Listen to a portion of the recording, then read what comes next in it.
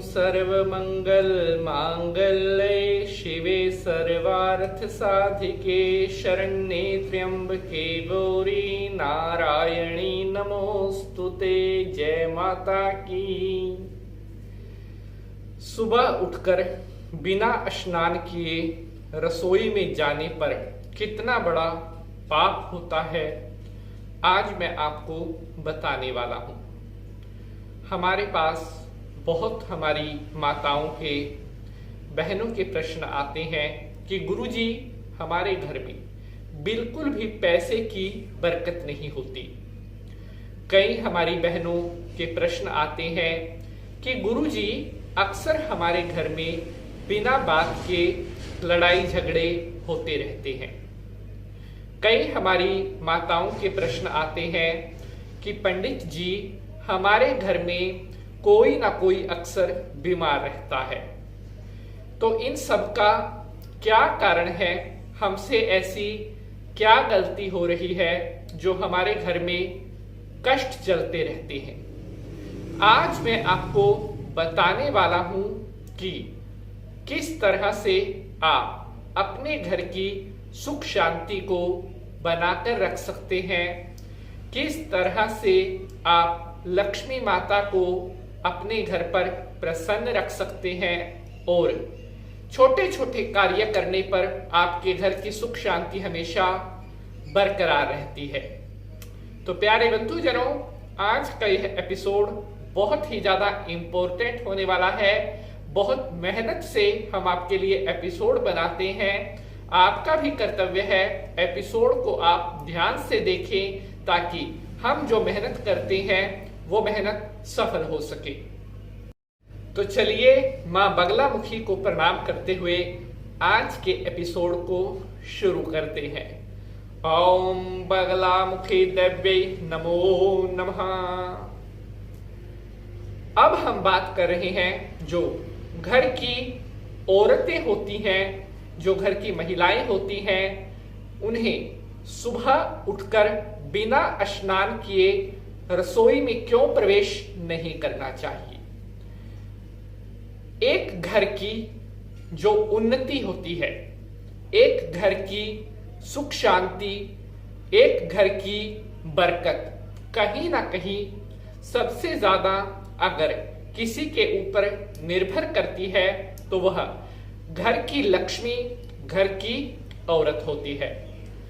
तो ऐसे में घर की जो औरत है उसके भी कुछ कर्तव्य बनते हैं कि अपने जो फर्ज हैं उनको अच्छी तरह से निभाए। अगर घर की महिलाएं चाहती हैं उनके घर में हमेशा पैसा आता रहे, घर में कोई रोग ना हो, घर में सभी हंसी खुशी से रहें, घर में प्रेम रहे, तो कुछ बातों का ध्यान महिला को हमेशा रखना चाहिए। बहुत महत्वपूर्ण पॉइंट मैं लेकर आया हूं, इसे ध्यान से समझना, क्योंकि हम आपके लिए बहुत मेहनत करते हैं।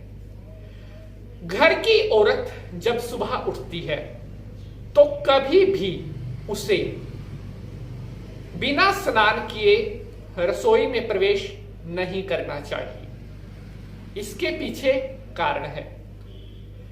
मैंने पहले भी आपको बताया है कि रसोई को मंदिर के समान पवित्र कहा गया है। रसोई में साक्षात अन्नपूर्णा माता का वास होता है। अगर आप अपनी रसोई में सुबह उठकर बिना स्नान किए प्रवेश करती हैं तो कहीं ना कहीं आप स्वयं अपने हाथों से एक बहुत बड़ा पाप कर रही होती हैं। रसोई में बिना स्नान किए जाने वाली महिलाओं का घर हमेशा अपवित्र रहता है। क्यों? क्योंकि रसोई में हमारा जो देवी देवता है उनको जो हम भोग लगाते हैं वो भोग रसोई में तैयार होता है। अगर आप अपवित्र स्थिति में ही रसोई में प्रवेश कर रही हैं तो जो भोजन, जो प्रसाद आप बनाएंगी वो भी अपवित्र होगा और उस भोजन का भोग आप भगवान को लगाएंगी वो भी भोग अपवित्र होता है, और जो अपवित्र भोग, जो अशुद्ध भोग होता है, उसको कभी भी देवता स्वीकार नहीं करते और कहीं ना कहीं आप पाप के भागी बनते हैं। ऐसे पाप से बचने के लिए, ऐसे दोष से बचने के लिए घर की महिलाओं को कभी भी बिना स्नान किए रसोई घर में प्रवेश नहीं करना चाहिए।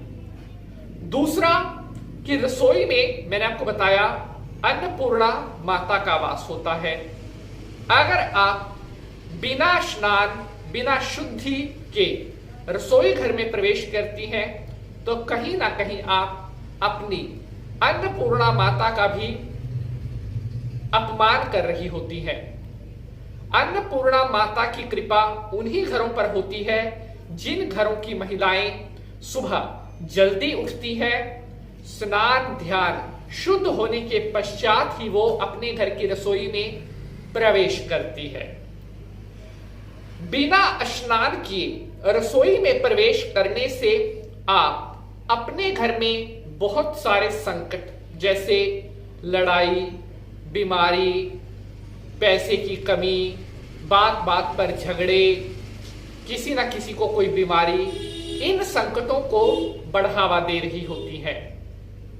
अगर आप चाहती हैं आपका घर सभी बुरी चीजों से बचा रहे, आपके घर में कभी कोई कष्ट ना हो, तो घर की महिलाओं को हमेशा स्नान करने के बाद ही रसोई घर में प्रवेश करना चाहिए।